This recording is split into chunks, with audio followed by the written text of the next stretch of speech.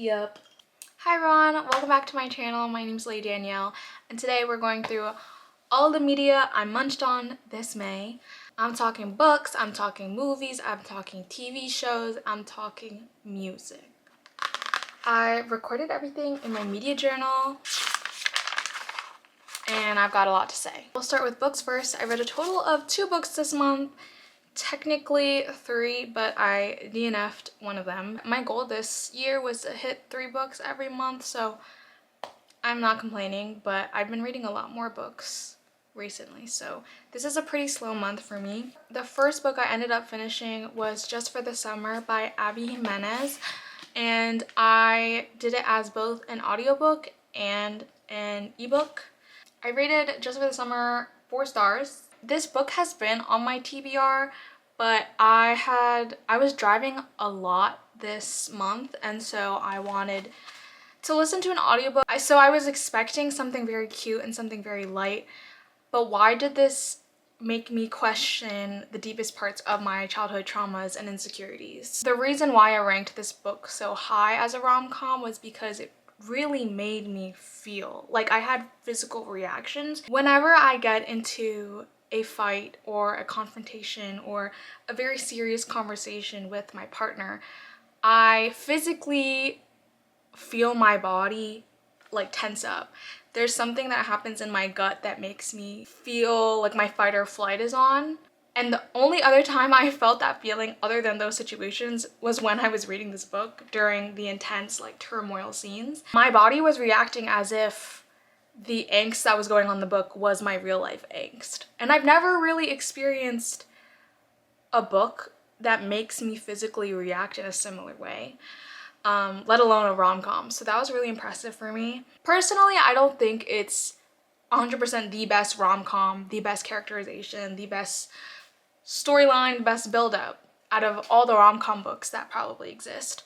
But I think the reason that it stood out to me was purely because of my positionality and just my lived experience. I had similar experiences with growing up and traumas, and learning how to unpack your childhood trauma in your adult relationship are all things that I relate to very, very deeply. And so the reason I enjoyed it so much was because it spoke to me at the current stage of my life right now. The online aspect of their relationship, their whole e-dating thing, was really ingenuine. But once they were in person, I thought the chemistry, the dialogue was really good. But yeah, basically, technicality-wise, it's not that, like, I don't rate it that high, but because of my positionality and just who I am as a person in this period of my life, it made me feel and it spoke to me. And at the end of the day, I'm gonna rate a book based on how it made me feel. Like, I'm not the Nobel Peace Prize, like, association. I'm not the Academy Awards. I'm gonna rate things how they make me feel and given the position I am in my life right now. And because of those things, I gave it 4 stars. The other book I finished reading was The Ballad of Songbirds and Snakes by Suzanne Collins. This took me a while. It literally took me the whole month. I think I started the first week of May and I finished it 2 days ago. And I think the experience of reading it over a really long period of time made it difficult to really indulge myself back into the world that Suzanne Collins has built. I ended up giving it 3 stars. I just had a hard time really getting into it. I think I have a hard time caring about men's opinions. And I also have a hard time especially caring about men who are bad people. I need to work on that, maybe. So that's my own like experience reading it, and I think that's why I didn't give it as high of stars as I've given other Suzanne Collins books, because I literally rate every Hunger Games book like 5 or 4 stars. The thing that I really enjoyed learning about through this book was really thinking about how do bad people become bad. I think Suzanne Collins was so exceptional at tiptoeing between the lines of this person, or Snow, is empathetic and he's good, to the other side of the line where he is power hungry and greedy. I could literally pull up a single paragraph and if we dissect it line by line, it'll be like good person, not a good person, good person, not a good person. And I think Suzanne Collins is trying to argue that everyone does have a piece of humanity within them, but it is the free will, it is the choices that they make at the end of the day to choose to make actions that are evil and harmful and bad. I get really nervous when I read pieces or engage in media about a villain's upbringing and a villain's arc and their story, because truthfully, I don't really want to forgive them. They're a villain for a reason, they're evil, like blah blah blah blah. And I think Suzanne Collins has written in a way that doesn't make us want to forgive Snow, but it makes us understand why he is the way he is. As my therapist once told me, you can't make sense of senseless people. And that's basically the whole takeaway that I got from this book. I will say it was much more interesting reading this compared to the movie, because I saw the movie last year or 2 years ago, and they don't show how fucking crazy Snow is. Yeah, I think I'll give it like a 3.5 now that I'm just kind of talking about it, because it did make me think a lot. Suzanne Collins's other books like The Hunger Games and Catching Fire are just so tight. Like every chapter, every sentence, every word is needed and necessary. And in this book, I was just, my intention wasn't where it needed to be. Also, shout out to Saren for letting me borrow her copy.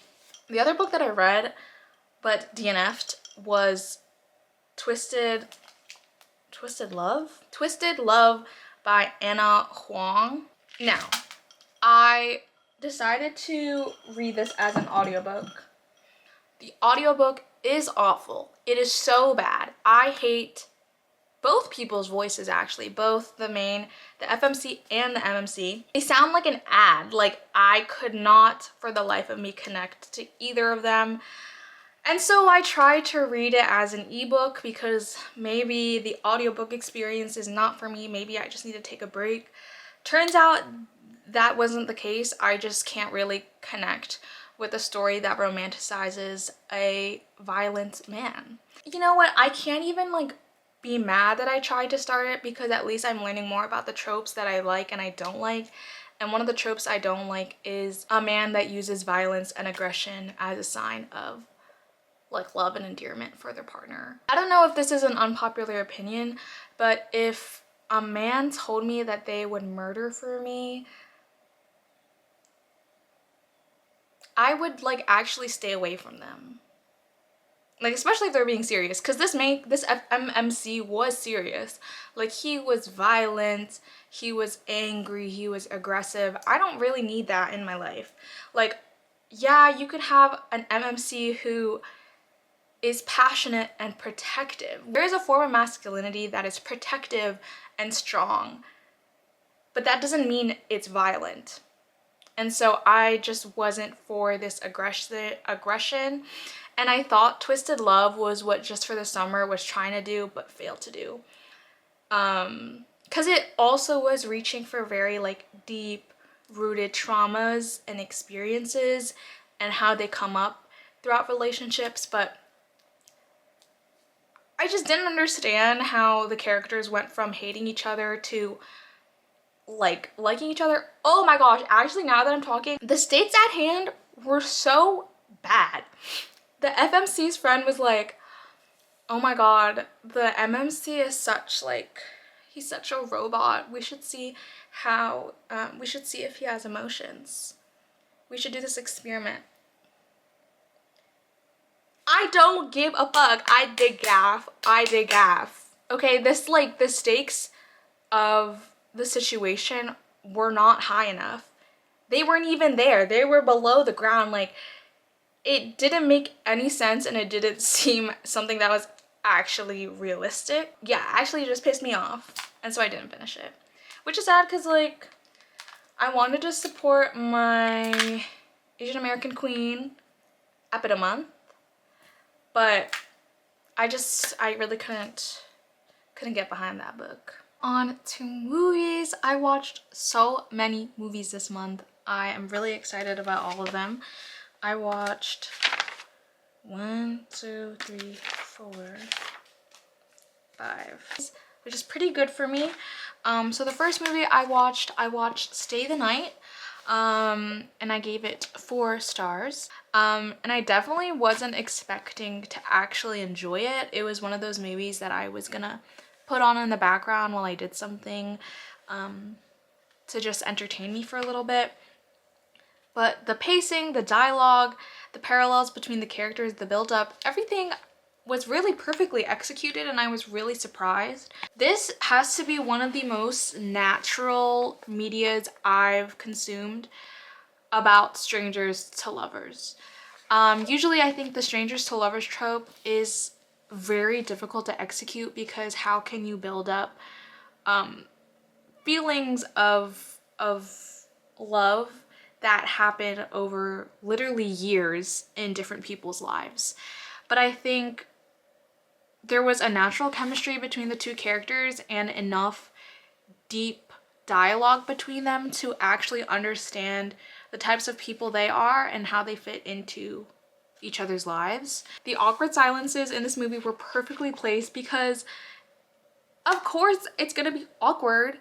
They're fucking strangers. Like, I'm sick of these media, like these movies that do strangers to lovers and they expect it to be undeniable chemistry from the start. Like, let's be real.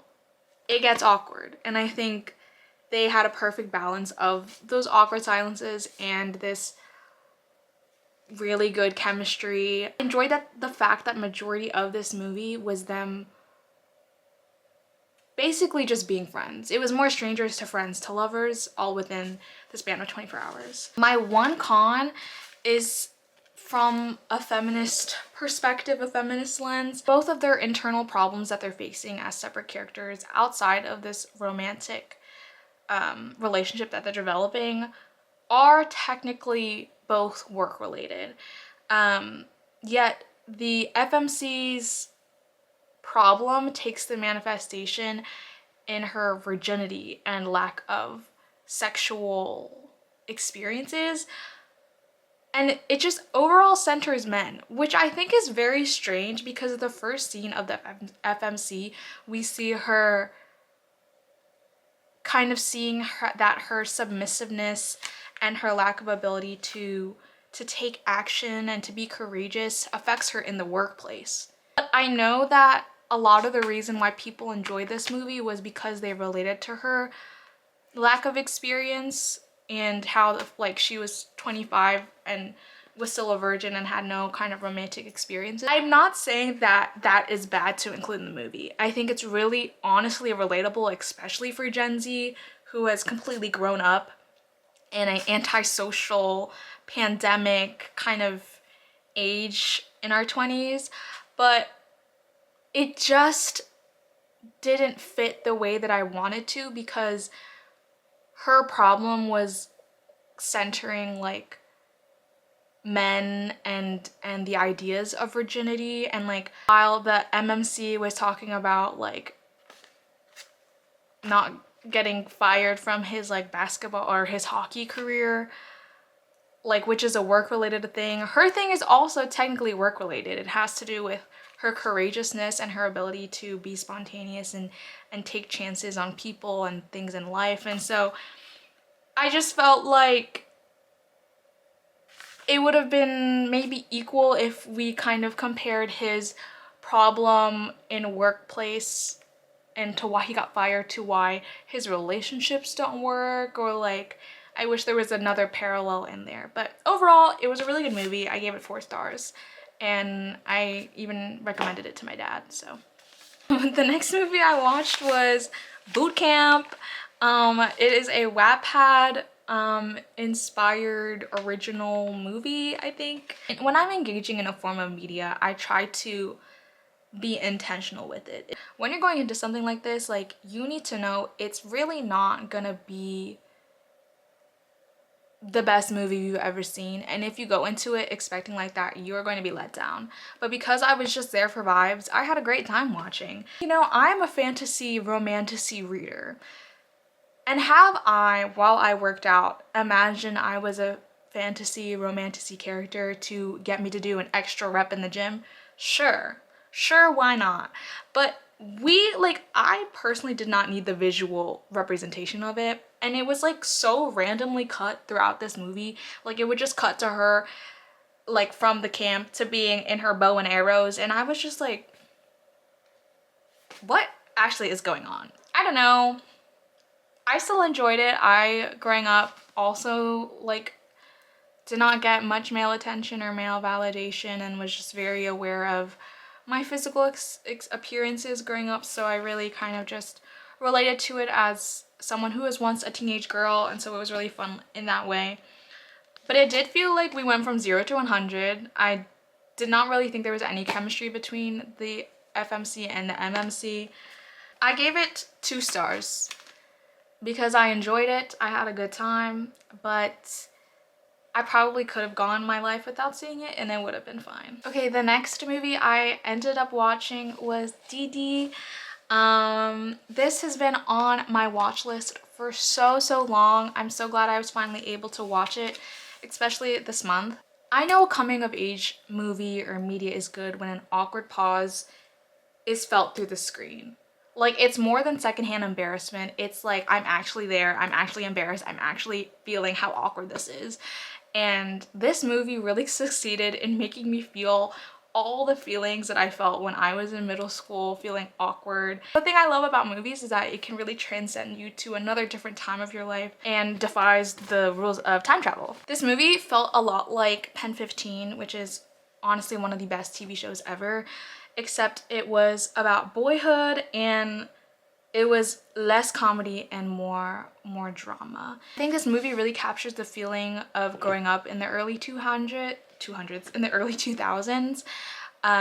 The figuring out how to socialize in person and in online spaces as a young child when none of the adults in your life have done it either was so interesting growing up, but I think they really succeeded in showing the multiple different facets and ways that it happens to kids, or it happened to kids growing up in the 2000s. And navigating one space is already awful as a teenager, and navigating both in person and the internet and social media, oh girl, like that's just so awful. It was oddly comforting to know that even though nothing was going right, nothing was really completely wrong that was irreversible.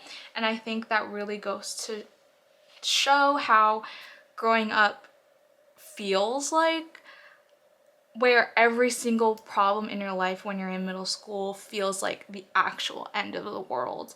I will say the scene where Didi is fighting with his mom is intense. Like, that is actually intense. I'm glad they made it feel as dramatic as it was, even though it's just like, oh, he stopped being friends with someone. But when you're in middle school, that literally feels like grief. It literally feels like death.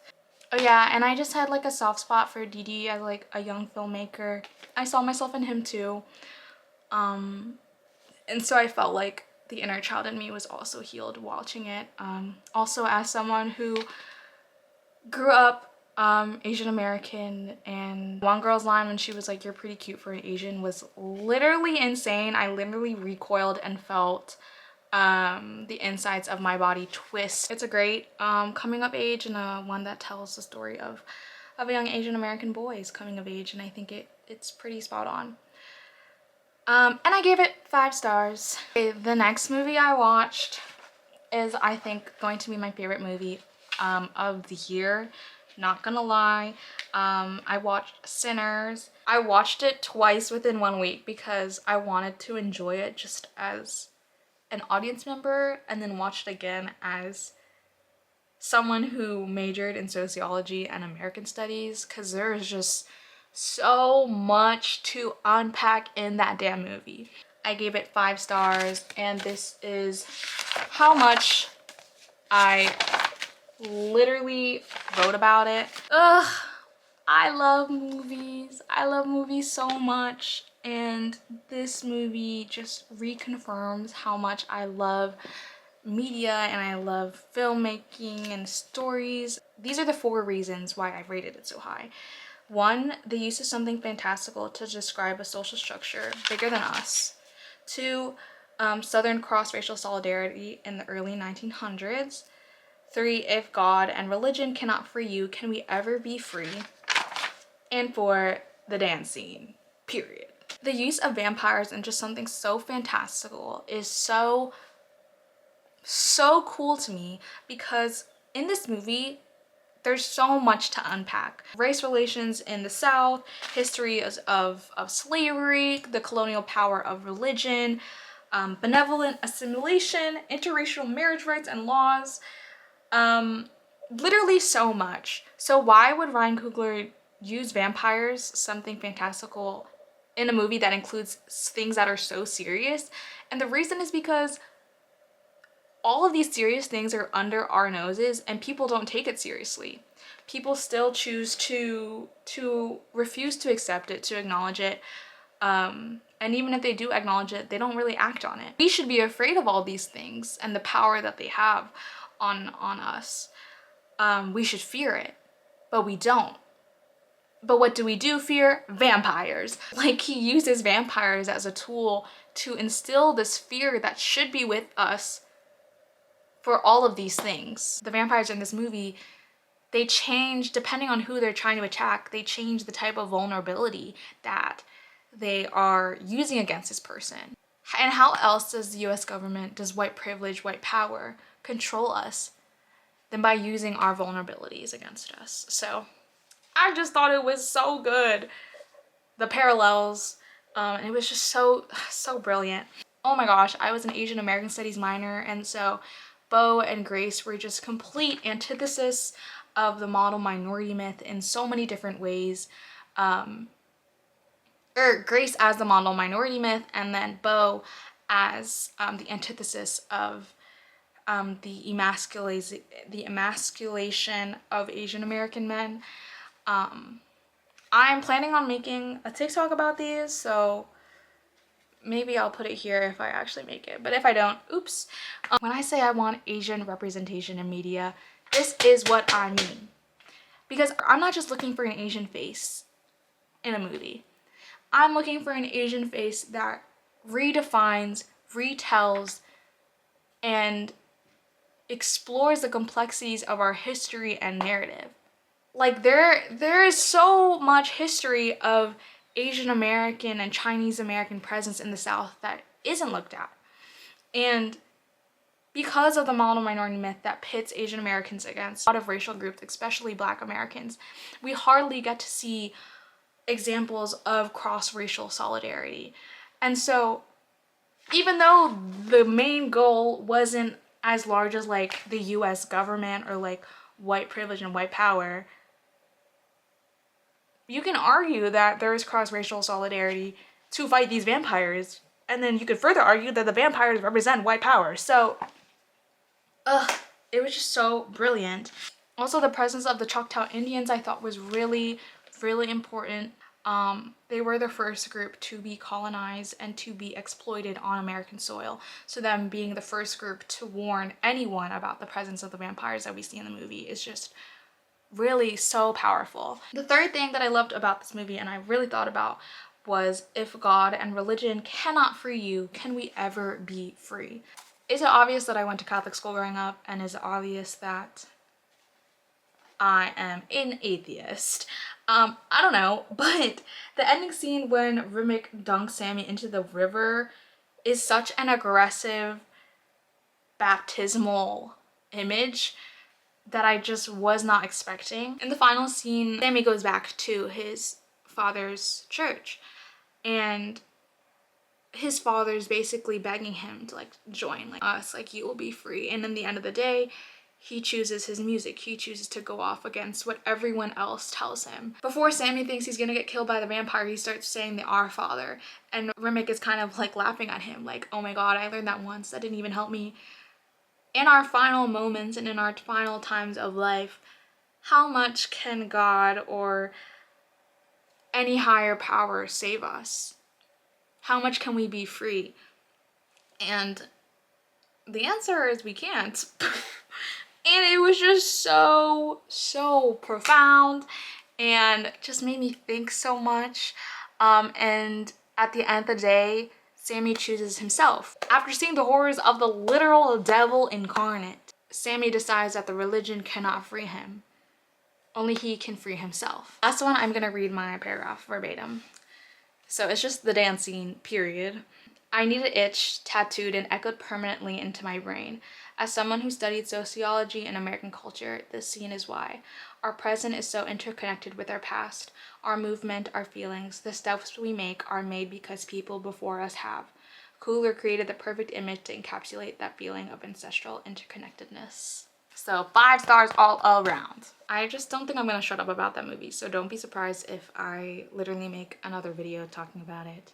The last movie I watched this month was Karate Kid Legends. I watched this movie because my boyfriend and my brother wanted to watch this movie. Honestly, this is one of those movies that are fun to watch when you're surrounded by people who really care about it. I'm not well versed in this world, and so because I was literally sat in between my boyfriend and my brother, they were whispering to me the importances of different people showing up and what this means and all this thing. So seeing how excited they got made the experience more enjoyable, but overall it was quite corny.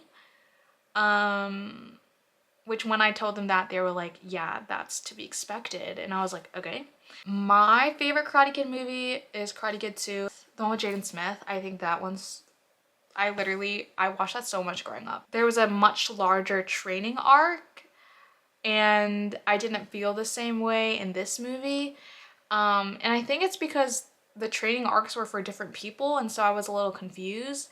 I also was very surprised at how large of a role romance played. I really wasn't expecting that, and I wasn't expecting it to be at the forefront. I'm not mad that there was romance in it.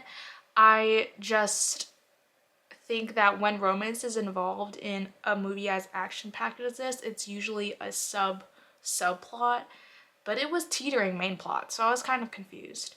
Overall, I gave it 2 stars, so.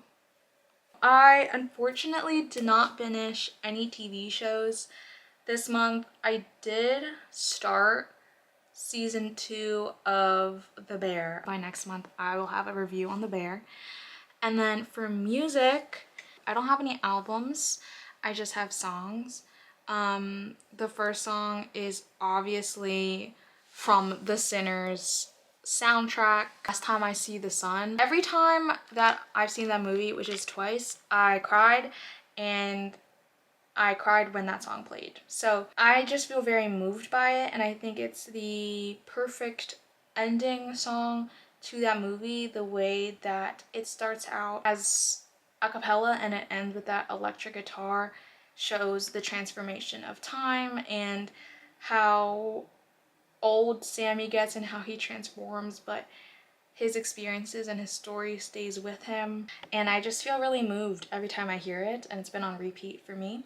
Other song that has been on repeat for me has been Bad Influence by 17, produced by Pharrell Williams. I love 17 so much, and this song was just really different. It was a very different sound. I literally had it on repeat when I went on a 2-mile run, and that's how I know I really like a song, when I can listen to it on repeat. Yeah, I'm sad that I can't hear Pharrell Williams like producer tag at the beginning, but it's okay. Yeah, shout out 17, happy 10-year anniversary, and they're still making cunty music. That's everything that I munched on this month. Not as much Apita stuff as I wanted. Really wanted to read this book this month, but I will have to get into it in June. Still had fun, and I hope you did too. Let me know if you watched or read or consumed any of the same things I did, and feel free to give me any recommendations you have as well for June. Yeah, love you. Bye.